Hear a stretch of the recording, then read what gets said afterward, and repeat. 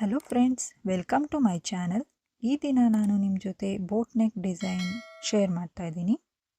ಈಗ ಬ್ಲೌಸ್ನ ಉದ್ದ 14 ಇಂಚಿದೆ, plus 1 inch ಮಾಡಬೇಕು.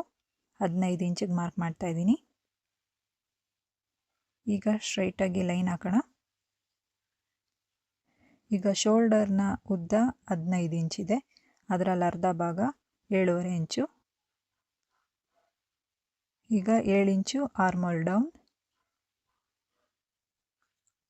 ಈ ರೀತಿಯಾಗಿ ಸ್ಟ್ರೈಟ್ ಲೈನ್ ಹಾಕಬೇಕಾಗತ್ತೆ.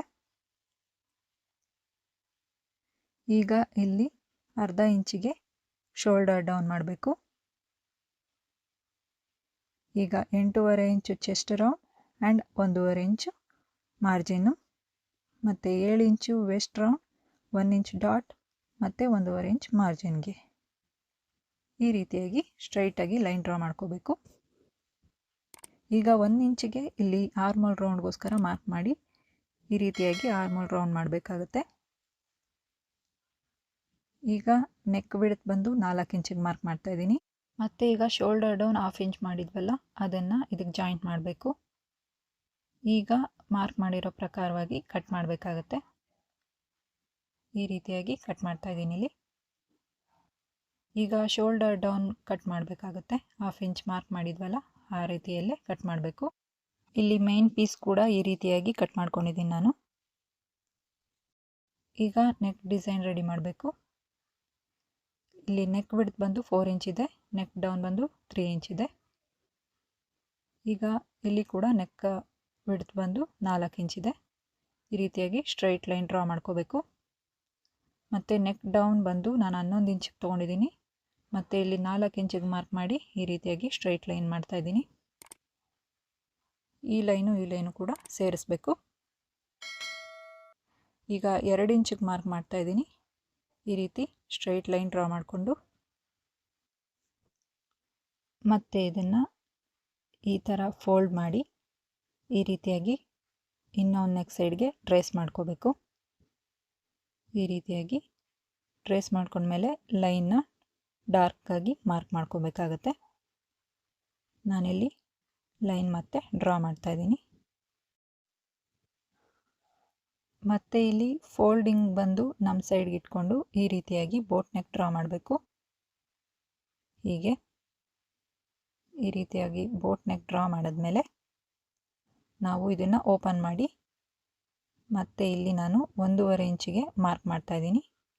ಹೀಗೆ ಮಾರ್ಕ್ ಮಾಡಿ ಸ್ಟ್ರೈಟ್ ಲೈನ್ ಡ್ರಾ ಮಾಡ್ಕೋಬೇಕು. ಈಗ ನಾನಿಲ್ಲಿ ಒಂದು ಲೀಫ್ ಶೇಪ್ನ ಡ್ರಾ ಮಾಡ್ತಾ ಇದ್ದೀನಿ. ಈ ರೀತಿಯಾಗಿ ನಿಮಗೆ ಎಷ್ಟು ಬ್ರಾಡ್ ಬೇಕೋ ಅಷ್ಟು ಕೂಡ ಮಾಡ್ಕೋಬೋದು ನೀವು. ನಾನಿಲ್ಲಿ ಈ ಥರ ಬ್ರಾಡ್ ಮಾಡಿದ್ದೀನಿ. ಈಗ ನಾವು ಮೇನ್ ಪೀಸ್ನ ಸೀದಾ ಇಟ್ಟು ಈ ಲೈನಿಂಗ್ ಪೀಸ್ನ ಮೇನ್ ಪೀಸ್ ಮೇಲೆ ಈ ರೀತಿಯಾಗಿ ಮೊದಲಿಗೆ ಪಿನ್ನಿಂದ ಸೆಕ್ಯೂರ್ ಮಾಡಬೇಕು. ಈ ರೀತಿಯಾಗಿ ಫಿಕ್ಸ್ ಮಾಡಿ ಈಗ ಡ್ರಾ ಮಾಡಿರೋ ಲೈನ್ ಮೇಲೇ ಈ ರೀತಿಯಾಗಿ ಸ್ಟಿಚ್ ಮಾಡ್ತಾ ಹೋಗಬೇಕು. ಈ ರೀತಿ ಸ್ಟಿಚ್ ಮಾಡಬೇಕು.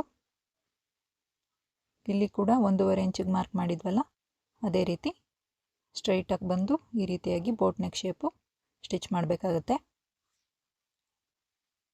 ಈಗ ಇದನ್ನು 1 ಫುಟ್ ಮಾರ್ಜಿನ್ ಅಷ್ಟು ಬಿಟ್ಟು ಕಟ್ ಮಾಡಬೇಕು. ಈ ರೀತಿ ನಾವು ಸ್ಟಿಚ್ ಮಾಡಿರೋದನ್ನು ಕಟ್ ಮಾಡಬಾರ್ದು ಫ್ರೆಂಡ್ಸ್, ನೋಡಿಕೊಂಡು ಹುಷಾರಾಗಿ ಕಟ್ ಮಾಡಬೇಕು. ಈಗ ಇಲ್ಲೆಲ್ಲ ರೌಂಡ್ ತಿರುಗೋ ಜಾಗದಲ್ಲೆಲ್ಲ ಚಿಕ್ಕ ಚಿಕ್ಕದಾಗಿ ಕಟ್ ಮಾಡಬೇಕಾಗತ್ತೆ. ಈ ರೀತಿ ಕಾರ್ನರಲ್ಲೂ ಅಷ್ಟೇ, ಮತ್ತು ರೌಂಡ್ ತಿರುಗೋ ಜಾಗದಲ್ಲೂ ಚಿಕ್ಕ ಚಿಕ್ಕದಾಗಿ ಕಟ್ ಮಾಡಬೇಕು.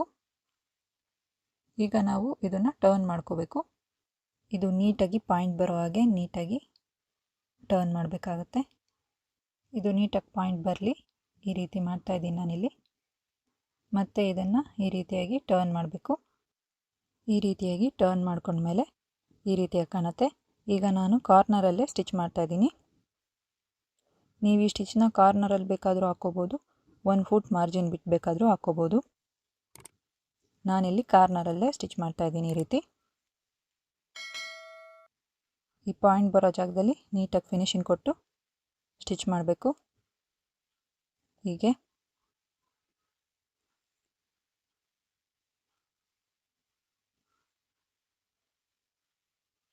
ಈಗ ನಾನು ಪೂರ್ತಿಯಾಗಿ ಸ್ಟಿಚ್ ಮಾಡಿದ್ದೀನಿ. ಈಗ ಲೈನಿಂಗ್ ಪೀಸ್ನ ಮೈನ್ ಪೀಸ್ ಜೊತೆ ಅಟ್ಯಾಚ್ ಮಾಡಬೇಕಾಗುತ್ತೆ. ಈ ರೀತಿ ಕೈಯಿಂದ ನೀಟಾಗಿ ಫಿನಿಶಿಂಗ್ ಕೊಡ್ತಾ ಈ ರೀತಿ ಅಟ್ಯಾಚ್ ಮಾಡಬೇಕು. ಎಲ್ಲೂ ಕೂಡ ಸುಕ್ ಬರಬಾರ್ದು. ಈಗ ಎಕ್ಸ್ಟ್ರಾ ಇರೋ ಪೀಸ್ನೆಲ್ಲ ಕಟ್ ಮಾಡ್ತಿದ್ದೀನಿ. ಈ ರೀತಿ ಹೀಗೆ ಕಟ್ ಮಾಡಿ ಎಕ್ಸ್ಟ್ರಾ ಇರೋ ಪೀಸ್ನೆಲ್ಲ ತೆಗಿಬೇಕು. ಈ ರೀತಿಯಾಗಿ ಎಕ್ಸ್ಟ್ರಾ ಇರೋ ಪೀಸ್ ಎಲ್ಲ ತೆಗೆದ್ಮೇಲೆ ಈ ರೀತಿಯಾಗಿ ರೆಡಿಯಾಗಿದೆ.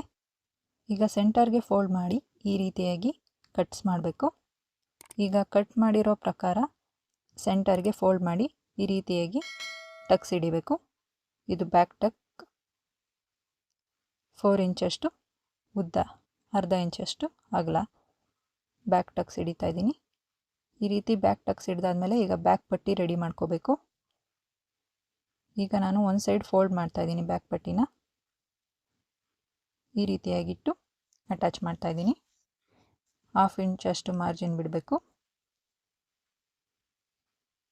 ಈ ರೀತಿಯಾಗಿ ಅಟ್ಯಾಚ್ ಮಾಡ್ತಾ ಹೋಗಬೇಕು. ಈಗ ನಾನಿಲ್ಲಿ ಟಾಪ್ ಸ್ಟಿಚ್ ಮಾಡ್ತಾ ಇದ್ದೀನಿ. ಇದನ್ನು ಮತ್ತೆ ಬ್ಯಾಕ್ ಸೈಡ್ಗೆ ಟರ್ನ್ ಮಾಡಿ ಈ ರೀತಿಯಾಗಿ ಲಾಂಗ್ ಸ್ಟಿಚ್ ಹಾಕಬೇಕು. ಇಲ್ಲಿ ಎಮ್ಮಿಂಗ್ ಮಾಡಿದ್ಮೇಲೆ ಈ ಸ್ಟಿಚ್ ಓಪನ್ ಮಾಡಬೇಕಾಗತ್ತೆ. ಈಗ ಈ ರೀತಿಯಾಗಿ ರೆಡಿಯಾಗಿದೆ. ಇಲ್ಲಿ 2 ಇಂಚಷ್ಟು ಉದ್ದದ ಬಟ್ಟೆ ತಗೊಂಡು ಈ ರೀತಿ 2 ಇಂಚಿಗೆ ಕಟ್ ಮಾಡ್ತಾ ಇದ್ದೀನಿ. 2 ಇಂಚ್ ಅಗಲ ಈ ರೀತಿಯಾಗಿ ಫೋಲ್ಡ್ ಮಾಡಿ ಕಾರ್ನರಲ್ಲೇ ಸ್ಟಿಚ್ ಮಾಡಬೇಕು. ಈಗ ಒಂದು ಪಟ್ಟಿ ರೆಡಿ ಆಗುತ್ತೆ. ಟೋಟಲ್ ಆಗಿ 4 ಪಟ್ಟಿ ರೆಡಿ ಮಾಡ್ಕೊಬೇಕಿದು ನಾವು. ಈಗ ಇದನ್ನು 2 ಇಂಚಿಗೆ ಕಟ್ ಮಾಡ್ತಾ ಇದ್ದೀನಿ. 2 ಇಂಚಷ್ಟು ಉದ್ದ 4 ಪಟ್ಟಿ ರೆಡಿ ಮಾಡ್ಕೋಬೇಕು. ನಾನಿಲ್ಲಿ 4 ಪಟ್ಟಿ ರೆಡಿ ಮಾಡಿದ್ದೀನಿ. ಈಗ ಇದನ್ನು ಇಲ್ಲಿ ಮಾರ್ಕ್ ಮಾಡ್ಕೋಬೇಕಾಗತ್ತೆ. ಈ ರೀತಿಯಾಗಿಟ್ಟು ಮಾರ್ಕ್ ಮಾಡಿದ್ರೆ ಈ ರೀತಿ ನೀಟಾಗಿ ಲೆವೆಲಾಗಿ ಬರುತ್ತೆ. ಈ ಪಟ್ಟಿನ ನಾವಿಲ್ಲಿ ಅಟ್ಯಾಚ್ ಮಾಡಬೇಕು. ನೋಡಿ, ಹೀಗೆ ಫೋಲ್ಡ್ ಮಾಡಿ 1/2 ಇಂಚಷ್ಟು ಬಿಟ್ಟು ಈ ರೀತಿ ನೀಟಾಗಿ ಫಿಕ್ಸ್ ಮಾಡ್ಕೋಬೇಕಾಗತ್ತೆ. ಹೀಗೆ ಸ್ಟಿಚ್ ಮಾಡ್ತಾ ಇದ್ದೀನಿ. ಈಗ ಮತ್ತೆ ಇನ್ನೊಂದು ಪಟ್ಟಿ ಕೂಡ ಕಾರ್ನರಲ್ಲಿ ಇಟ್ಟು ಈ ರೀತಿ ಲಾಕ್ ಮಾಡ್ತಾ ಇದ್ದೀನಿ. ಇದನ್ನು ನಾವು ನೀಟಾಗಿ ಲಾಕ್ ಮಾಡಬೇಕಾಗತ್ತೆ. ಮತ್ತು ಇದ್ರ ಮೇಲೆ ನಾವೇನು ಲೇಸ್ ಹಾಕೋದಿಲ್ವಲ್ಲ, ಅದಕ್ಕೆ ನೀಟಾಗಿ ಫಿಕ್ಸ್ ಮಾಡ್ಕೊಳ್ಬೇಕು. ಸ್ಟಿಚ್ ಕೂಡ ನೀಟಾಗಿ ಫಿಕ್ಸ್ ಆಗೋ ಹಾಗೆ ಹಾಕಬೇಕಾಗತ್ತೆ. ನಾನು 2 ಸೈಡು ಕೂಡ ಈ ರೀತಿಯಾಗಿ ಅಟ್ಯಾಚ್ ಮಾಡಿದ್ದೀನಿ. ಇವಾಗ ಪಟ್ಟಿನ ಇದಕ್ಕೆ ನಾನು ರೆಡಿಮೇಡ್ ಡೋರಿ ತೊಗೊಂಡಿದ್ದೀನಿ. ಈ ರೀತಿ ಪಿನ್ನಿಂದ ರೆಡಿಮೇಡ್ ಡೋರಿನ ನಾನು ಲೂಫಲ್ಲಿ ಸೇರಿಸ್ತಾ ಇದ್ದೀನಿ. ಈಗ ಇನ್ನೊಂದು ಸೈಡ್ ಕೂಡ ಈ ರೀತಿ ಹೀಗೆ ಫಿಕ್ಸ್ ಮಾಡಿ ಲೆವೆಲ್ ಮಾಡ್ಕೋಬೇಕು. ಮತ್ತು ಇನ್ನೊಂದು ಸೈಡಿಂದ ತೊಗೊಂಡು ಆಪೋಸಿಟ್ ಹೋಲ್ಗೆ ಹಾಕ್ತಾಯಿದ್ದೀನಿ. ಈ ರೀತಿ ನೋಡಿ, ಆಪೋಸಿಟ್ ಇರೋ ಲೂಪ್ ಹೋಲ್ಗೆ ಇದನ್ನು ಸೇರಿಸ್ಬೇಕು. ಈ ರೀತಿ ಈಗ ಈ ರೀತಿಯಾಗಿ ರೆಡಿಯಾಗಿದೆ. ಈಗ ಇದನ್ನು ಲೆವೆಲಾಗಿ ಕಟ್ ಮಾಡ್ಕೋಬೇಕು ಡೋರಿನ. ಈಗ ನಾನಿಲ್ಲಿ 6 ಇಂಚಷ್ಟು ಉದ್ದದ ಡೋರಿ 2 ಕಟ್ ಮಾಡ್ಕೊಂಡಿದ್ದೀನಿ. ಇದು 6 ಇಂಚಷ್ಟು ಉದ್ದ ಇದೆ. ಈಗ 4 ಇಂಚ್ ಉದ್ದ ಮತ್ತು 4 ಇಂಚ್ ಅಗಲದ ಪಟ್ಟಿ ತಗೊಂಡು ಈ ರೀತಿಯಾಗಿ ಡೋರಿಗೆ ನಾನು ಪ್ಯಾಚ್ ವರ್ಕ್ ಮಾಡ್ತಾಯಿದ್ದೀನಿ. ಲಟ್ಕನ್ ರೆಡಿ ಮಾಡ್ತಾಯಿದ್ದೀನಿ. ಈ ರೀತಿ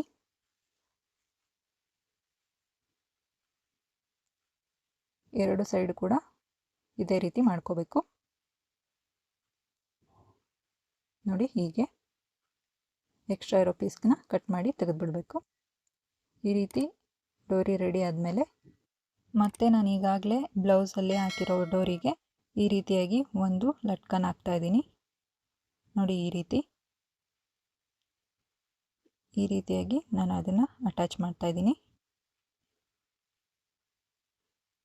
ಈಗ ನಾವು ರೆಡಿ ಮಾಡಿರೋದನ್ನ ಇಲ್ಲಿ ಒಂದು ನಾಟ್ ಹಾಕಿ ನೀಟಾಗಿ ಸೇರಿಸ್ಬೇಕಾಗತ್ತೆ. ಈ ರೀತಿಯಾಗಿ ಗಂಟು ಹಾಕಬೇಕು. ಟೈಟಾಗಿ ಗಂಟು ಹಾಕಿ ಲೆವೆಲ್ ಮಾಡಿಕೊಂಡು ಗಂಟು ಹಾಕ್ತಾಯಿದ್ದೀನಿ ಈ ರೀತಿ. ಮತ್ತು ಈ ಗಂಟನ್ನು ಕವರ್ ಮಾಡೋಕ್ಕೋಸ್ಕರ ಮತ್ತು ಇನ್ನೂ ಒಂದು ಕ್ಲಾತಿಂದ ಈ ರೀತಿಯಾಗಿ ಡೋರಿಗೆ ಮಾಡ್ತಾಯಿದ್ದೀನಿ. ಹೀಗೆ ಎಕ್ಸ್ಟ್ರಾ ಇರೋ ಪೀಸ್ ಎಲ್ಲ ಕಟ್ ಮಾಡಿ ತೆಗೆದು ಈ ರೀತಿಯಾಗಿ ಟರ್ನ್ ಮಾಡ್ತಾಯಿದ್ದೀನಿ ನೋಡಿ. ಈ ರೀತಿಯಾಗಿ ರೆಡಿಯಾಗಿದೆ. ಈ ದಿನದ ಡಿಸೈನ್ ಈ ರೀತಿಯಾಗಿ ತಯಾರಾಗಿದೆ ಫ್ರೆಂಡ್ಸ್. ಈ ನೆಕ್ ಡಿಸೈನ್ ಹೇಗಿದೆ ಅಂತ ಕಮೆಂಟ್ ಮಾಡಿ ಹೇಳಿ. ವಿಡಿಯೋ ಲೈಕ್ ಶೇರ್ ಮಾಡಿ, ಚಾನಲ್ನ ಸಬ್ಸ್ಕ್ರೈಬ್ ಮಾಡೋದು ಮರಿಬೇಡಿ. ಧನ್ಯವಾದ.